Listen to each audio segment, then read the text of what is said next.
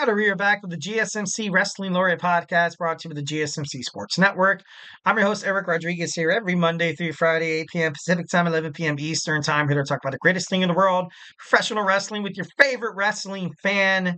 So make sure you guys tune in. We talk about all the action inside and outside of the ring, backstage curtain calls, rumors, and drama. We also talk about WWE, AEW. We talk about all the superstars in the world of professional wrestling. Sometimes their inactive statuses, their injury updates, contract negotiations, extensions, and new signings on different promotions. So we talk about that.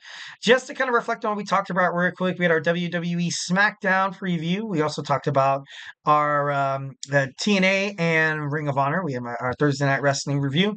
We also talked about AEW Dynamite Fright Night. We talked about Chris Bay and his neck injury, and then we are also going to talk about in our fifth and final segment. Usually, I give you guys my Friday wrestling news roundup, but just a lot of stuff to talk about in terms of wrestling. So now we're going to talk about some WWE Crown Jewel predictions, and we got about like 6-7 minutes. So let's see if we can go ahead and stretch this out.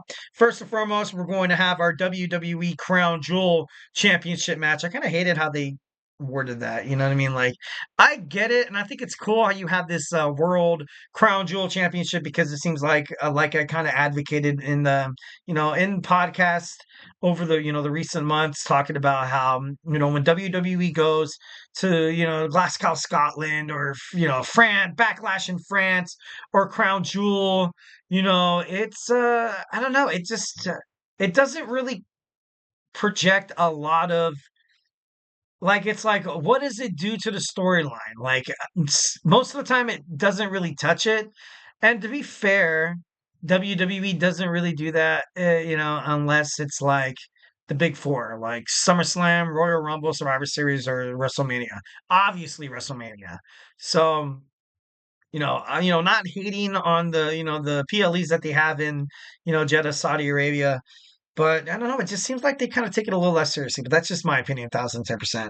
So we have that Crown Jewel Championship that's being carried around like it's a weapon of mass destruction in a briefcase, carried by two men, whopping two men. So that's pretty crazy. That's pretty it's cool. It's cool. I like it. I guess. But overall, I feel like it doesn't really matter. We have the champion versus championship match. We have the WWE champion Cody Rhodes taking on the World Heavyweight champion Gunther. Speculations, like I was talking about earlier, if you guys were watching when I was talking about SmackDown, is Bill Goldberg going to find a way to screw Gunther in this match? Is he going to find a way to kind of screw it to have them, have a match at WWE Survivor Series?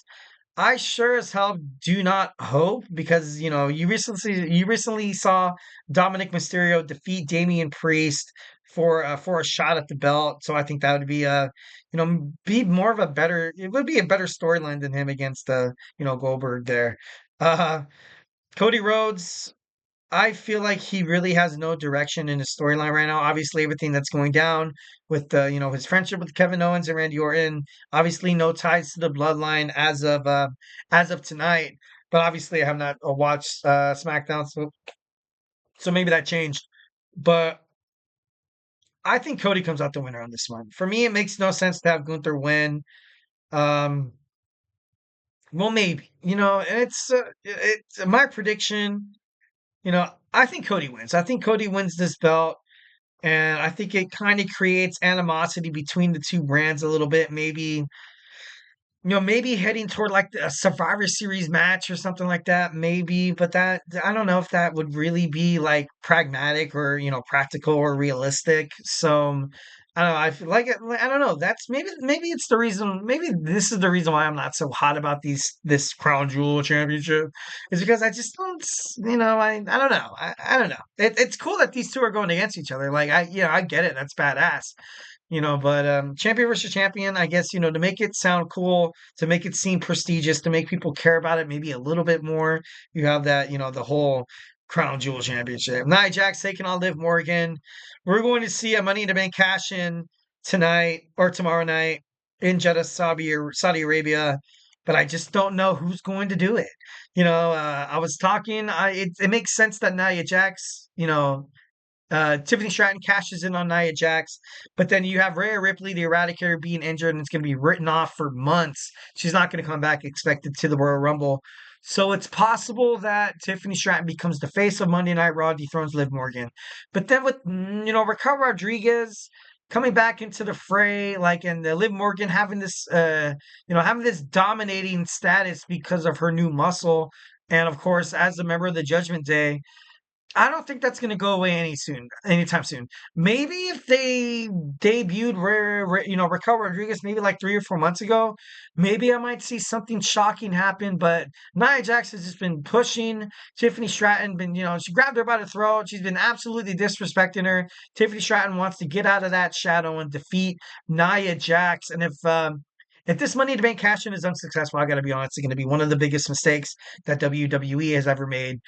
So, in this promotion with Tiffany Stratton, I definitely think you're going to see her cashing into whoever wins. For my opinion, doesn't really matter. And I know that sounds a little bit rude, but I don't know. I just thought because what's going to happen after the match is you're going to see. I think Nia Jax wins.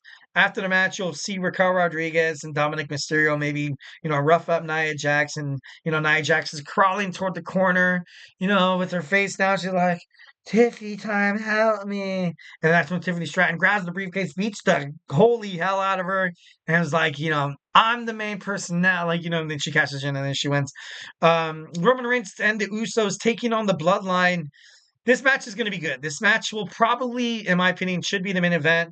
Will Sami Zayn come out? Will Sami Zayn come out and prove his worthiness to Roman Reigns and the Usos? Or will he take what Jay said will he take it to heart what he said on Monday Night Raw about him not being in family and turn his back? Seth Rollins taking on Bronson Reed. This is a huge match. I got to be honest. Both of these superstars need this win. Bronson Reed, especially. He's established himself as a single superstar. Seth Rollins, recently coming back from injury to get back into that world heavyweight title. Kind of box there. Kind of that little like getting back into that window, he needs to win tonight. I mean, tomorrow night. Randy Orton taking on Kevin Owens. I see Kevin Owens winning.